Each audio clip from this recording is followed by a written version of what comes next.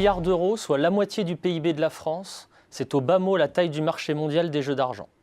Un montant qui tient compte du côté pile du marché, l'officiel, mais aussi du côté face, c'est-à-dire des circuits illégaux. Des mises illégales estimées à plus de 600 milliards d'euros, rien qu'aux États-Unis et en Chine. Bref, c'est près de 2 fois le marché légal, où le chiffre d'affaires est tout de même passé de 211 milliards d'euros en 2003 à 374 milliards en 2017, soit une progression de plus de 4% par an. Et les plus gros joueurs ne se situent pas forcément là où on pense. Depuis 2008, Macao, territoire chinois semi-autonome, est devenue la plus grande plateforme de jeux au monde, très loin devant Las Vegas, grâce à localisation privilégiée avec le reste de la Chine. N'oublions pas aussi les 1,3 million de millionnaires chinois qui sont autant de joueurs VIP potentiels.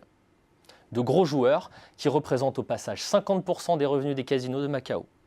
La répression de Xi Jinping contre la corruption a d'ailleurs lourdement pesé en 2015 et 2016 sur les revenus des casinos de cette cité. Leur chiffre d'affaires a néanmoins de nouveau progressé en 2017 pour représenter 3 fois ceux de Las Vegas. Si les Chinois se ruent sur les casinos de Macao, les Britanniques, eux, plébiscitent les jeux en ligne. Chaque année, ils y consacrent plus de 6 milliards d'euros. C'est 3 fois plus que les Australiens, bon deuxième, grâce notamment au goût prononcé de la diaspora chinoise pour les jeux d'argent.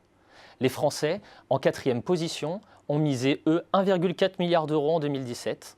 Et ces jeux en ligne s'imposent dorénavant comme les principaux moteurs du marché mondial, les revenus progressant de près de 10% par an depuis 2009 pour représenter 13% du chiffre d'affaires total de l'industrie. Plusieurs facteurs ont facilité son essor, comme le boom des connexions à Internet et des smartphones, la légalisation des jeux de hasard dans plusieurs pays, la sophistication croissante des plateformes de jeux et de paris en ligne, ou encore des stratégies marketing très efficaces, telles le premier pari remboursé. Citons aussi la confiance grandissante des consommateurs dans la sécurité des systèmes de paiement en ligne, ainsi que la popularité croissante des paris sportifs.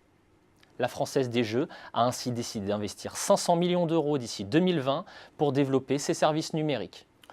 Reste que l'industrie mondiale des jeux d'argent doit composer avec de fortes contraintes religieuses, morales et idéologiques, ce qui limite son potentiel de croissance et bride les stratégies d'internationalisation des entreprises.